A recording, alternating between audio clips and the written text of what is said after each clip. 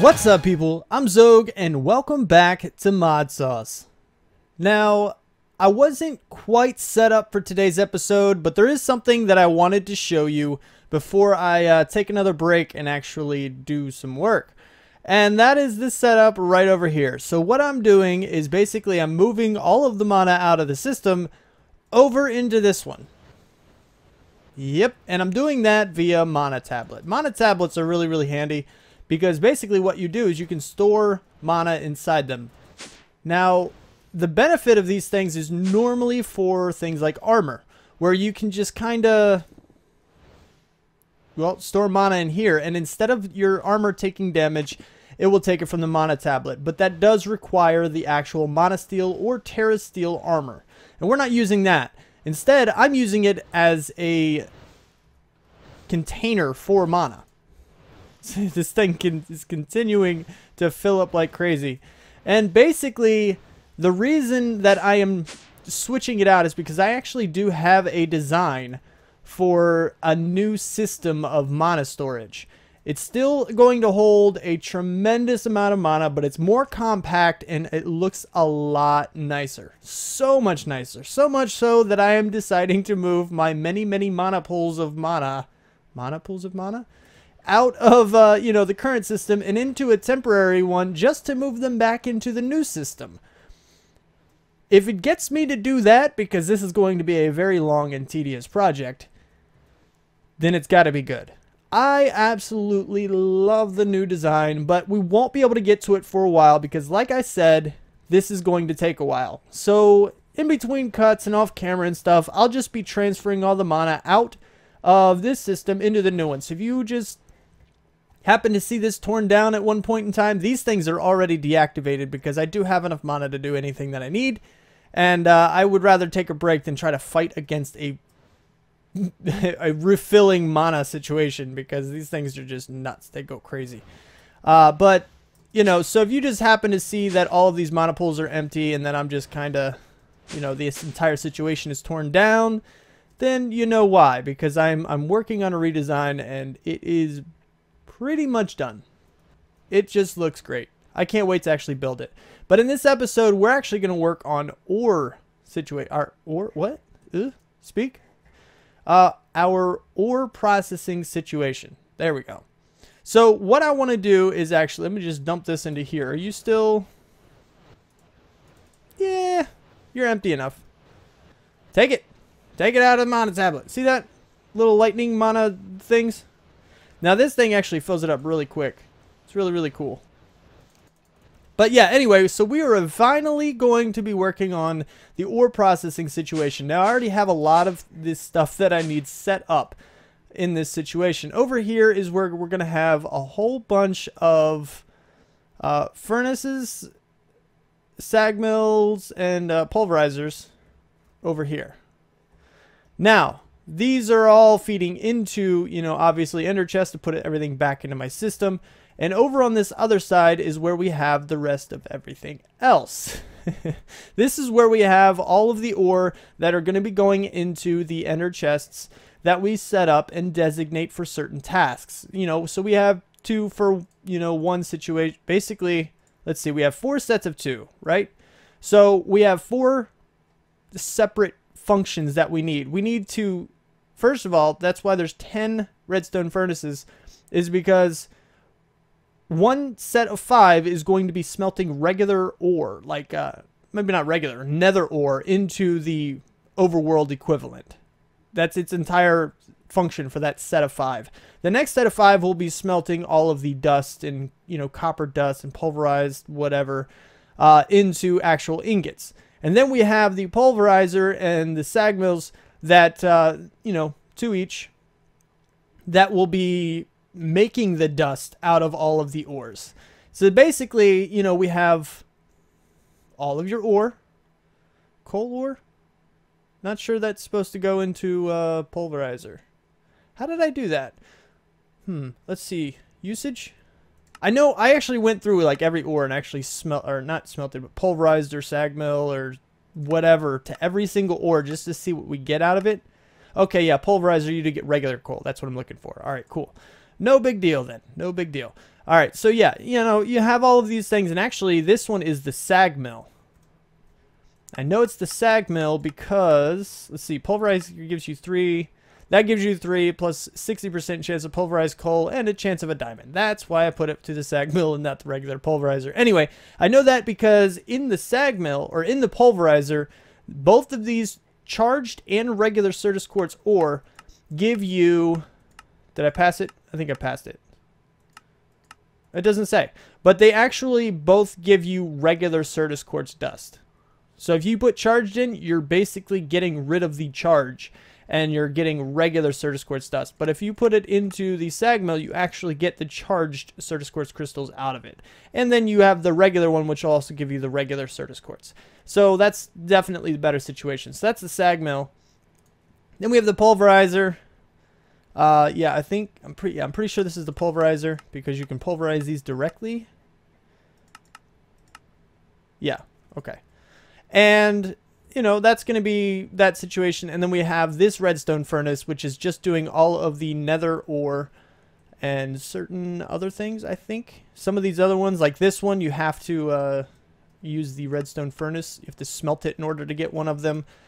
Yeah, there's a lot of ores in this one. Oh, yeah. It's one of those.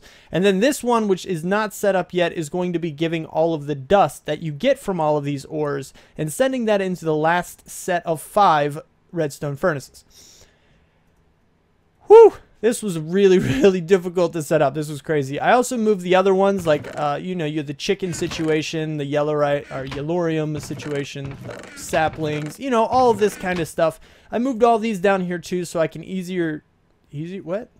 I can manage it easier, and it won't be too big of a deal. Now, it is open, it's ugly, it's kind of but at least it's highly functional. And like I said, you're never really meant to go in here anyway, so you guys got to give me at least a couple ugly areas. All these doors are supposed to remain closed when I'm not using them. I just never actually close them. So look, it looks good. It looks good down here, you know?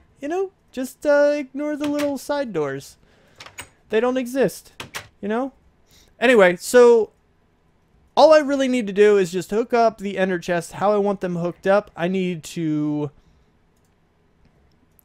basically, I'm going to, you know, this is the output chest. This is, oh, so many chests opening simultaneously. I'm going to have each, you know, one of each of these here, here, here, and here. And I'm going to be using the, energy conduits and the item conduits. That way I can put them in the same block, and I'm going to have a tesseract here. And everything that these guys are going to be going to, they're going to be running in the same block, receiving stuff from the same side and everything. It's going to be cool. They're all going to be powered. They're all going to get their items. And I think these actually need to be moved out one. Because, yeah, if we have the ender chest and then the tesseract, it's got to come out one and then span across the entire back. So then the pulverizers are going to be sitting on this level, and then the output chest will be right here because they'll be outputting down. And that's kind of going to be, you know, the situation. But I just need to finish hooking everything up, and when I come back, we're going to see it working and maybe a little bit more progress on... Oh, man, it's dark. On this situation here, maybe I'll have a bunch of it drained out. I did tell you, I believe I already told you that I deactivated those, so I'm not... Yeah, I remember now. We don't want to fight the incoming mana. So we're just going to play with this for a little while. We're going to see what we can come up with, and I will see you back in just a bit. I have to say that actually looks pretty daggone cool. I thought it was going to look completely ugly, but turns out it's pretty awesome. Look at that. That's pretty cool. Look. Oh my god, it's working. It's doing stuff. All right, so oh, you did silver. Oh, I can do silver now. Hey, give me a silver. Ooh, only one. Dang it. Put that into my system. Ooh. Oh, so noisy. Okay. Oh, freaked me out for a second. Anyway, yeah. Putting a pulverized silver. So I've started working this one up, and I started with the back because that way, in case I do decide to design this and I don't think about anything first, I don't want to be like, oh crap, now I have to tear it back down to get to the back. Doesn't really matter. Anyway, yeah, so I'm slowly working this up as these guys are processing everything. I have all of the ores. let me show you how I determined what ores I have. I go up here and I type in ore, and it shows me everything. So there are a few that don't work, but I went through like ruby ore for some reason. Oh, wait. This is kind of weird to me. Oh. Now, there we go. Okay. Where was that? Ruby, right. So ruby ore, apparently it has to be broken manually or something, because the only thing is it shows in here in the NEI is, you know, things that aren't giving me ruby out of it. But if you go to, let's just do it this way because it'll be easier to find that way. The nether ruby ore. Oh, hey, there it goes again. If you go here and you just not smelt it, I don't want to smelt these. I want to pulverize these because then it gives me straight rubies and it's not a huge deal. I find that weird. You can't do anything with regular ruby ore, but you can pulverize nether ruby ore and get rubies out of it. I don't know. It's weird. It's pretty weird. But, you know, so I go in here, I type in ore, and I just went through systematically, and I figured out I manually placed them in the pulverizers and the redstone furnace and stuff like that. And went looked through the NEI stuff like I just showed you to see, you know, what kind of stuff you can get from them. And to make sure, you know, and to make sure that they can actually be put into these machines. And, yeah, so that's kind of how I organized it, how I figured everything out as far as what goes where. There is a way to do ×3, ×4, ×5 even ore, but honestly, I'm not worried about any of that, because that requires other resources. Because I told you about the factory blocks that the factory machines that I was going to use, and a lot of these are for the ×3 or ×4 ore processing. I don't need them. The ×3 requires a bunch of flint, and the other one requires, I don't know, something else. I don't remember what they were, but it's just ridiculous. And to me, it's pointless because I have a quarry. If I really need more than, you know, 5,000 iron, probably, actually, no, I think I have like 20,000 iron or something. I have, oh, well, first I have over 1,000 nether iron, and then I have pig iron, which that's steel. That's really good. That's good to have. But I have almost 20,000 iron. What do I need ×3 and ×4 for? Well, there's no point. There's no reason to have all of that. Yeah, okay, I'm wasting a little bit, and that bugs certain people. That's fine. But really, when you have that much of an abundance of a material, why go through the extra effort to get even more needlessly? You don't need it. There's no point. So I'm just doing the ×2, and I've set this up, and this is pretty much our ore processing. But then I kind of realized this isn't really my big problem. See, my big problem, the reason that actually spawned this idea in my head, is that I go up here and I'm like, oh, I want 64K ME storage drives. I want to be able to go here and just be like, I want 100 of them. And have it craft everything for me. So as you see, I can do things like gold. Yeah, that's cool. Got gold. No problem. But the things I'm really worried about are like Certus quartz crystals. Okay, I'm getting those too, actually. So that's also not a big deal. I guess it helps a little bit. But like glowstone dust, can't really get that too much either. That's more of a manual thing. But I am quarrying the nether. And silicone. So in order to get silicone, I would need a pattern. I can actually tell the system to make silicone. And I would do that basically if I go here and I'm like, okay, well, if it says it needs silicone, then I can put an interface onto a sag mill and have it, or is it sag mill? What is it? That's the alloy smelter, but see, I'm lost in my own area. But, you know, I can go to, I think it's a sag mill, right? I'm getting lost in my own base. Yeah, sag mill. That's right. I don't know why. I could remember the interface, but I couldn't remember the name of the machine. It's really weird. My brain is funny sometimes. Anyway, so I could tell it, basically, I could put an interface onto a sag mill and then give it the pattern to say 1 sand equals 1. Well, I probably wouldn't do that because you don't always get it. I'd probably say 2 sand because I think it's a 50% chance. So I'd say 2 sand gives me 1 silicone. And be like, all right, cool. So I would put in 2. I might even do 3 just to be sure I get all the silicone I need. And in that case, I would just get extra because it would just go ahead and do 3 sand just to be sure that I get 1. Anyway, You get the idea. And that's pretty much the reason that I wanted to set this kind of stuff up, is so that I can automatically do this. So that when the system says, hey, I need this, then it has the best possible chance of being able to craft everything for me. And I don't have to worry about, oh man, I need Certus quartz dust. Well, let me go manually to a pulverizer and throw in some Certus quartz crystals. I don't want to have to do that. So what we're going to do eventually, not in this episode, is we're going to be hooking up a bunch of interfaces to these machines and then put in the processing patterns into those so that I can automatically craft all the dust and silicone and all that good stuff that I need. And you're raining. Wonderful. You know what I forgot about?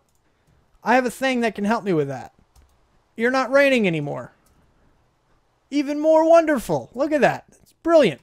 So that's the basic idea of this situation. Now, it might be a little complicated. You might not know exactly what is going on down there, but honestly, it's a little hard to explain. Basic idea is that I'm pulling in ores into a certain pattern. You know, I have ores for the pulverizer, ores for the redstone furnace, one for the sag mill, those kinds of things. And then I have those hooked up to these machines where I have an array of 5 each, where all of those materials are being sent to process them into ingots and other goodies. Explanations are hard, and I don't do very good at them. Anyway, so now we're going to work on this situation. And you know, all of that stuff, you know, I used the mana tablet. I disabled these guys so I wouldn't get any more mana, and all the mana is now drained out of this guy. And I really thought I'd have more mana. Like, it looked like I had so much of it. Oh, there's a little bit in here. Do I have my tablet on me? My mana? No, I don't. Oh, well. It's not really a huge deal. I can get that in a little bit. But, I mean, yeah, okay. I have, so far, do I have that on me? I do. Okay. Let's say I better. So far I have 2, 3, 4 mana pools full. And then I'll probably have 5, 6, 7, maybe 8 full mana pools by the time I'm done. I really thought I would have more than that. It looked like it would be more because everything here was like half full. But I probably lost some in transit or something. I don't know. Something probably happened with it, but it's not too big of a deal. But what I'm going to do now is I'm going to go ahead and I'm going to cut to building out this design thing that I have, and it's gonna be really cool. I'm gonna like it. I think you're gonna like it because it looks amazing. So let me get to that, and I will see you back in a second.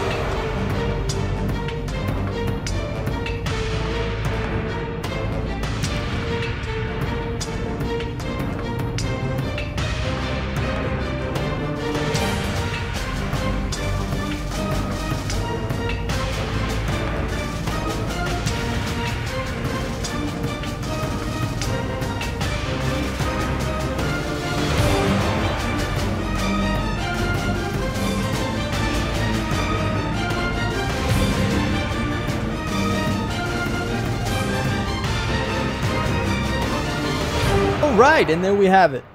I love this thing. I don't know why I like it so much. I just do. Like, this thing is just, it's amazing.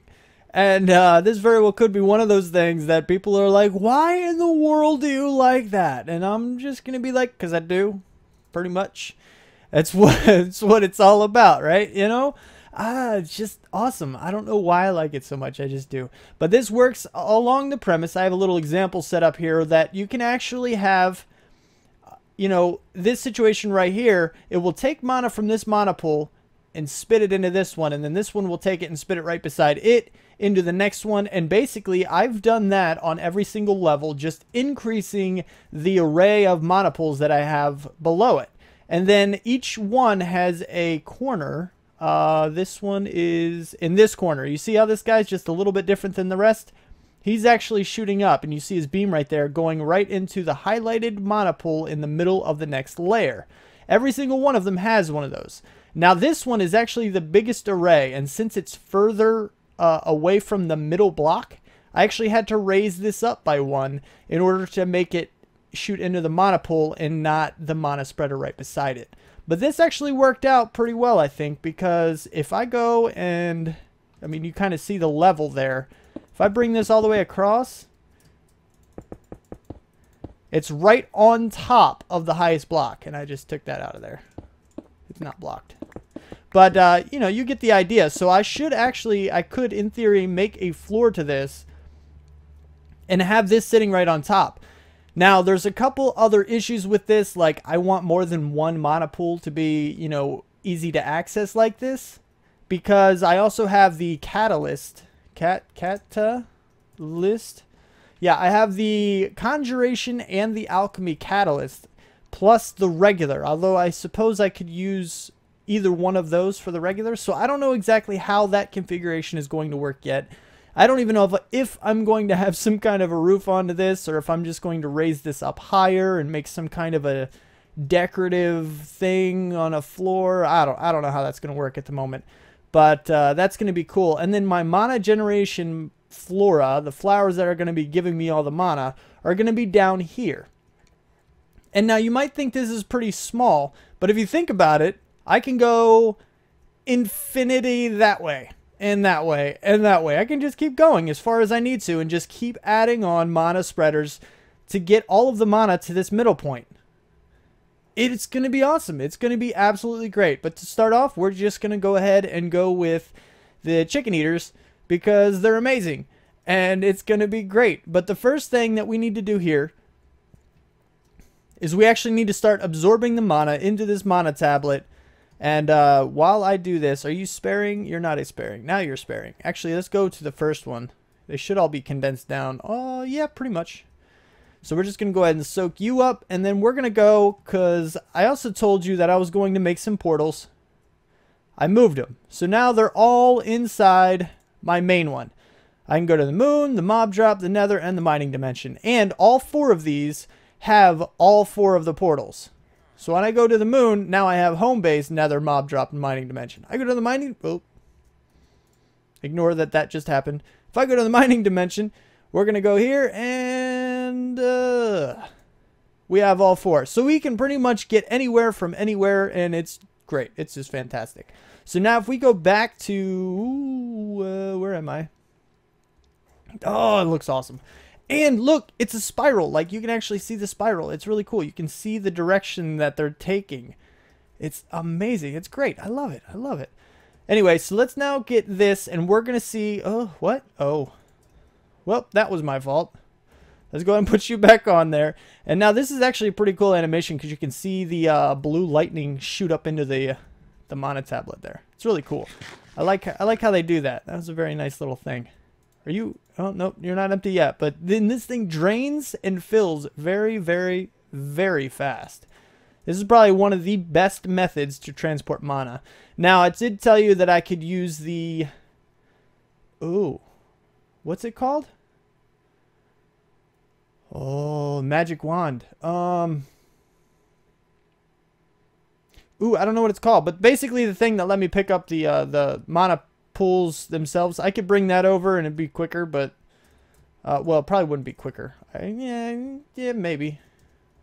What No, no, you don't get to be in my awesome area. You just don't. So now what we're going to do is we're just going to do, are you accepting? You're accepting. And this is one of the cool things. I can just aim up like this. Oh, can I not do it here? What? It worked. Oh, what? Come on. It worked in the creative world. Work. Do I have to aim up higher? There we go. Okay. All right. All right. I'm okay. I am okay. It worked. I'm fine. I swear I'm fine. Leave me alone. I'm fine. All right. So now we're going to do this. And you see this guy is starting to shoot. And then you see all of these guys are shooting. And this is kind of what we're trying to do, is we're trying to make sure that every single one of them is actually spewing mana into the next one. And I think it's going. Is that middle one? The middle one is absorbing, so it's not going to be getting shot into except from this guy. So that's working fine. And then these guys, he's getting shot up into. And then all of these seem to be active. You got to help me. You got to be my eyes with me. I got to make sure I'm not missing any of them. I'm pretty sure I got them all. But you always want to be sure, because if you miss one, it's really not too big of a deal, because chances are it's just going to be shooting into the mana spreader beside it. But in reality, if I do miss one, then that just gives me one mana pool less storage, which I don't really want to do, just because it's not how the design is, really. It means it's not perfect, and that would bother me. But anyway, it looks like everything's good, so we're just going to keep transferring this over. And I'm not going to make you sit through all of it, but yeah, it's going to be going for a little while. That's going to, oh, that's just great. And now we're getting mana up here, which means the entire system works. At the very least, even if I did miss one somewhere, it does get all the way to the top, which is the important thing. So, yeah, this is amazing. It's awesome. It's absolutely awesome. So, all I really need to do now is set up the flowers, set the flowers back up in these corners. And yeah, this is going to make me have to use more supplies, you know, as far as like the ender chest, the chicken chest, chicken chest. As far as that's concerned, I'll have to, what? No, crap. But you know, I'll have to use more of those. I'll have to use more transfer nodes and all this other stuff. But in reality, I could make it look a lot nicer. It doesn't even have to be too tall. That's just so I can walk in and actually manage things. It's also going to be a lot easier to, you know, basically hide all the ugly stuff. Because like I said, it looked really, really, really ugly. It really did. It was awesome. I had a lot of mana storage, but it was just crap as far as, you know, appearance goes. This, I like so much better. Now, as far as the, you know, up here actually using the mana is concerned, I can think of a situation later that is better than what it is at the moment, but it's not too big a deal. My biggest worry about this, actually, here's my worries. Here's some things that I didn't actually design out, okay? The first thing is that this is on the surface, and you know, my base, it's an underground base. Everything is supposed to be accessible from underground, but I like this better because then all the ugly flowers and wires and everything are easy to hide. There's not really a big deal there, but you know, I have to access the mana pools from on top, which isn't a huge deal. I can design some kind of a room that works well with, you know, an underground base and whatnot, so that's not a big deal. But the other deal is that, you know, I don't want a hallway running into halfway up here, like an overlook. I don't know, like that just doesn't really appeal to me. If I'm just like walking out and be like, oh look, oh crap, I just fell 4 stories. That's not something I really want to do. So it's a little bit iffy there. But overall, I think it's pretty good. I think it's all right. And this is going to be awesome. I can see this being very awesome. Anyway, that's about all I have time for this episode. I never really mentioned my wizard hat, I don't think. I think I just kind of went with the intro. So I'm a wizard. I am a wizard. But anyway, if you liked the episode, please click that like button. If you want to see more, you want my videos sent directly to you, then don't forget to subscribe if you haven't already. Also, don't forget to comment, favorite, and share if you feel inclined to do so. And thanks so much for watching, and I will see you next time. Bye.